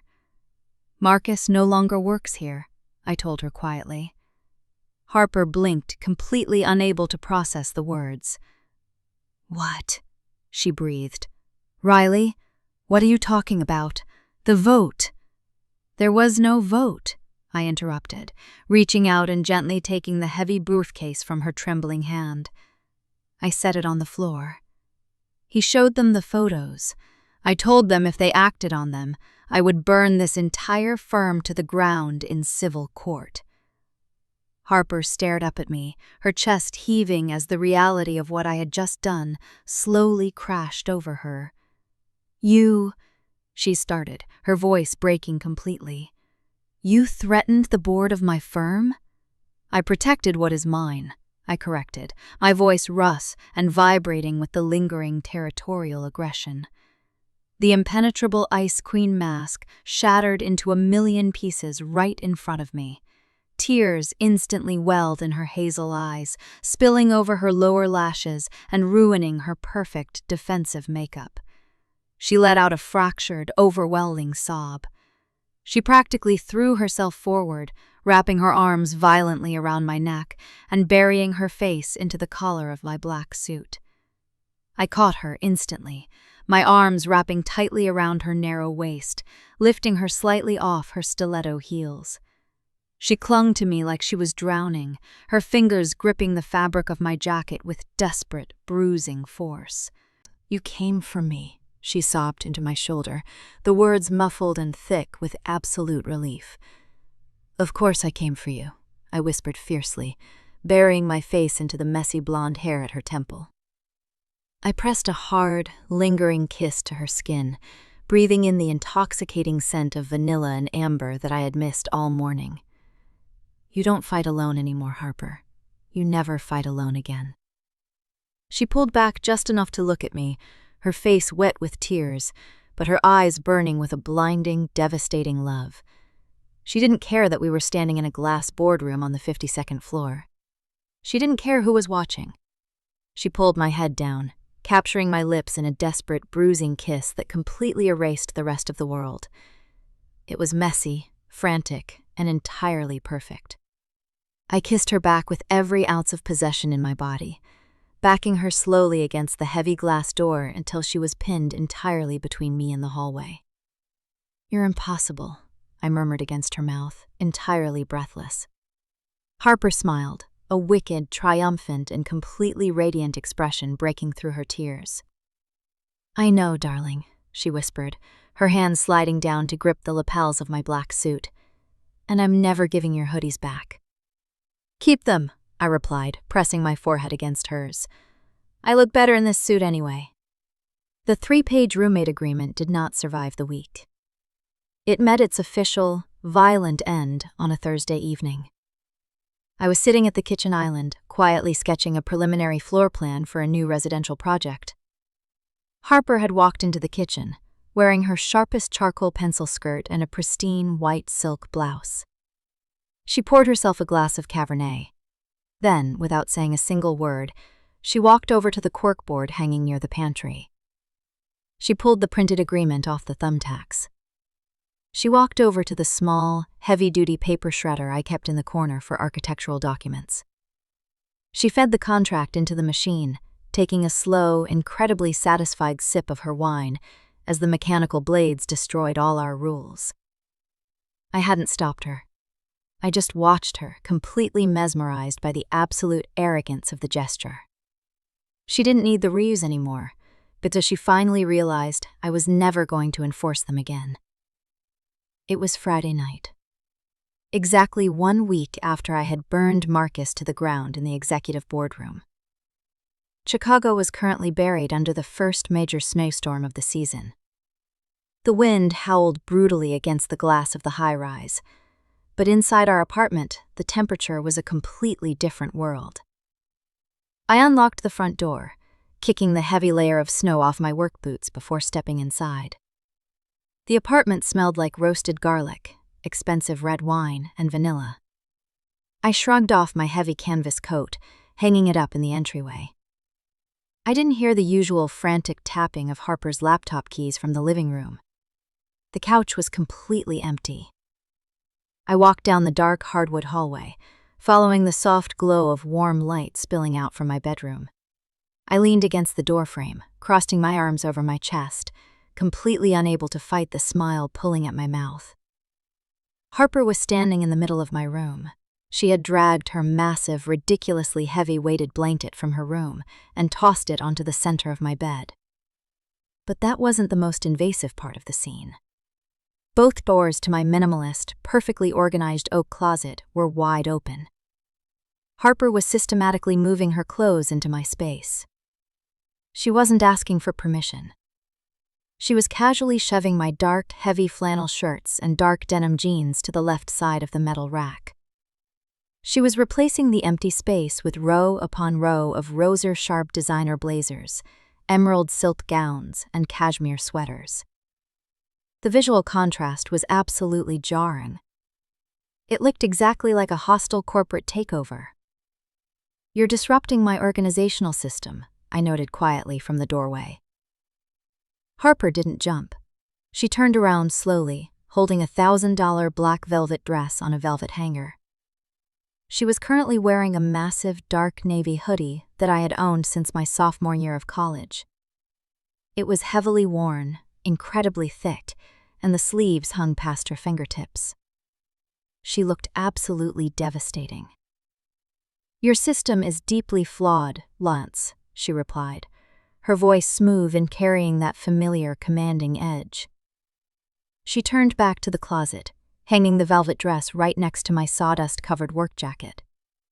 "You arrange by color, which is utterly useless when your entire wardrobe consists of 6 different shades of charcoal and depression."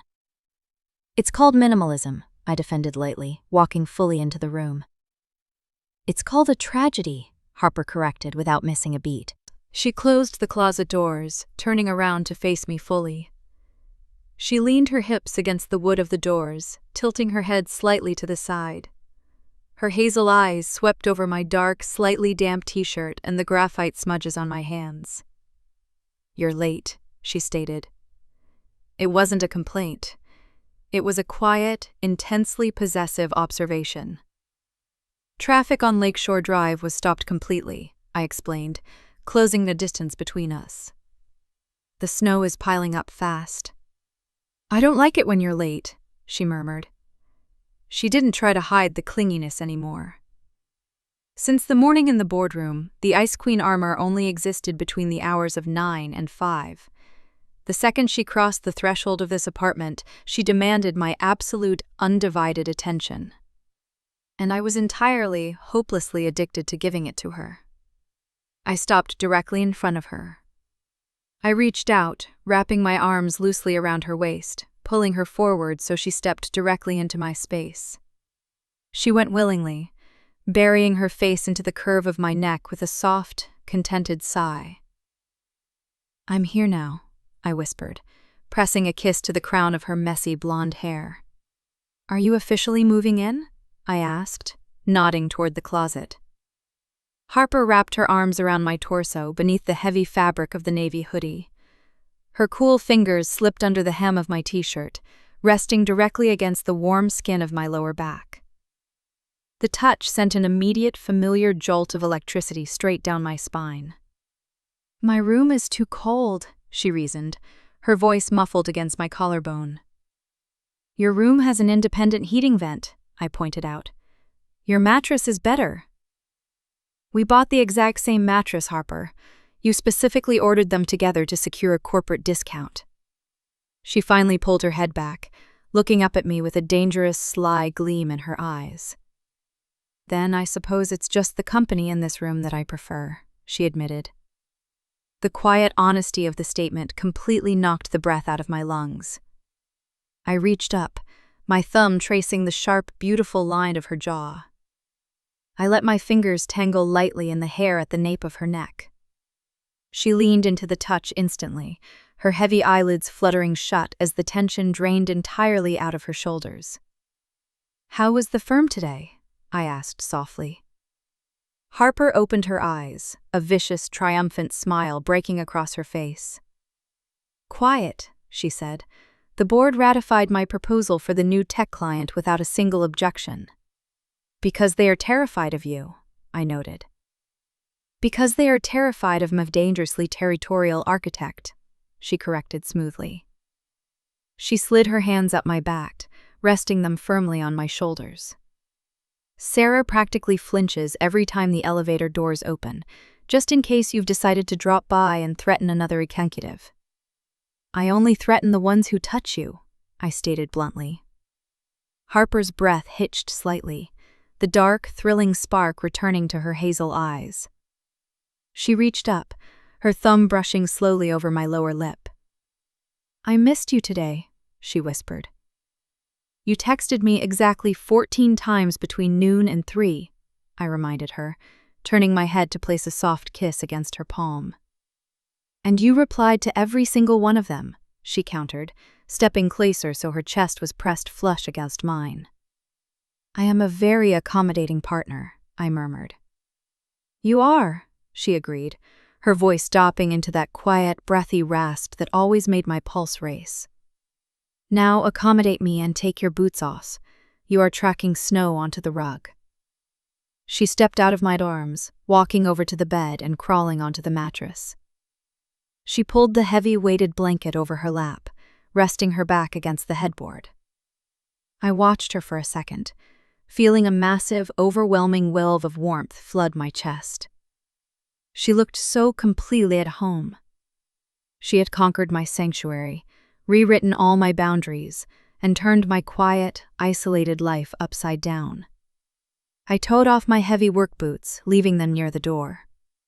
I pulled my damp t-shirt over my head, tossing it onto the leather chair in the corner. The cold air of the room immediately hit my bare skin, making me shiver slightly. I walked over to the bed and slid beneath the heavy blankets right next to her. Harper didn't wait a single second. She immediately shifted her weight, abandoning the headboard to curl her entire body against my side. She threw one leg over mine, trapping me completely. She rested her head on my bare chest, the soft, worn fabric of the navy hoodie brushing against my skin. I wrapped my arm around her shoulders, holding her securely against me. Outside, the wind slammed violently against the floor-to-ceiling windows, rattling the heavy glass. Inside, the only sound was the steady, even rhythm of our breathing. I rested my chin against the top of her head, inhaling the intoxicating, familiar mix of vanilla, amber, and the faint cedarwood scent of my own clothes. "You know," I started quietly, my voice a low rumble in my chest, "now that you officially sleep in my bed, you don't actually have to wear my hoodies to smell like me anymore." Harper shifted slightly, her manicured fingers drawing lazy, invisible patterns over my ribs. "Are you asking me to give them back, Riley?" she asked, a clear warning laced in her soft tone. "I am merely stating a logical fact," I replied, running my hand gently down her back. "If you sleep here, the scent transfers naturally. You don't need to hoard my winter wardrobe like a dragon guarding gold." Harper let out a soft, breathy laugh that vibrated against my skin. She tilted her head up, resting her chin on my chest so she could look me directly in the eyes. "You still don't understand the dynamics of this relationship, darling," she whispered. "Enlighten me," I challenged, raising an eyebrow. She reached up, her cool fingers trailing lightly over my collarbone, moving up the side of my neck. She anchored her hand at the base of my jaw, her touch incredibly grounding. "I didn't steal your hoodies just for the scent," she explained, her voice entirely serious now. "I stole them because every time I put one on, I knew you were going to notice." I stopped breathing. I stared down at her, the absolute, devastating honesty of her words piercing straight through my chest. "I spent 14 months watching you build walls around yourself," Harper continued, her eyes searching mine in the dim light. "You were so completely self-contained. You didn't need anyone. You certainly didn't need me." "That was never true," I interrupted quickly, my voice rough. "It felt true," she corrected gently. "But every time I took something of yours, you reacted. You got annoyed. You got territorial." She smiled, a soft, incredibly vulnerable expression that she reserved only for this room. "It was the only way I could force you to look at me, Riley. It was the only way I could prove that you actually cared about my presence in your life." The admission completely shattered whatever tiny, lingering defenses I had left. I shifted my weight, turning my body so I was fully facing her. I reached down, tangling both of my hands into the messy, beautiful blonde hair framing her face. I leaned in, my forehead resting heavily against hers. "I looked at you every single second of the day, Harper," I confessed, my voice barely above a whisper. "I used to time my mornings so I could watch you drink your espresso before I went for my run." Harper's breath hitched, her eyes widening slightly at the confession. "I bought that expensive dark roast coffee just because you mentioned you liked it," I continued, tracing my thumbs over her high cheekbones. "I didn't need you to steal my clothes to notice you. I noticed absolutely everything." A single, silent tear slipped past her dark lashes, instantly absorbed by the heavy fabric of the hoodie. She didn't try to hide it. She just looked at me, completely overwhelmed by the absolute, unconditional certainty of my devotion. "I love you," she whispered, the words tearing out of her throat, raw and incredibly powerful. "I love you too," I answered immediately, with absolutely zero hesitation. I didn't give her a chance to say anything else. I leaned down, capturing her lips in a deep, slow, agonizingly tender kiss. There was no desperation this time. There was no corporate war waiting for us outside, no fear of rejection, and no boundaries left to cross. It was just absolute, undeniable surrender. Harper melted against me, her hands moving up to wrap securely around my neck. She kissed me back with a soft, heavy warmth that completely grounded me to the earth. I pulled her closer, eliminating any remaining space beneath the heavy blankets, completely lost in the taste of her. When we finally pulled apart, we were both breathless, wrapped entirely in the safe, quiet bubble of the bedroom. Harper let her head drop back onto my chest, letting out a long, satisfied sigh.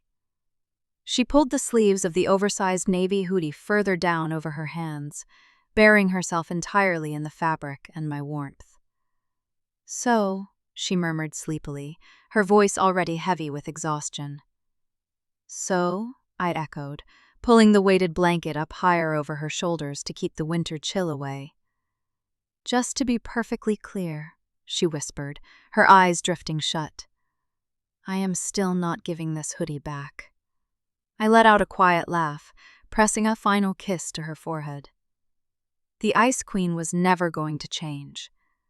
She was always going to be demanding, controlling, and deeply, fiercely possessive of everything she claimed as hers. And she had definitively claimed me.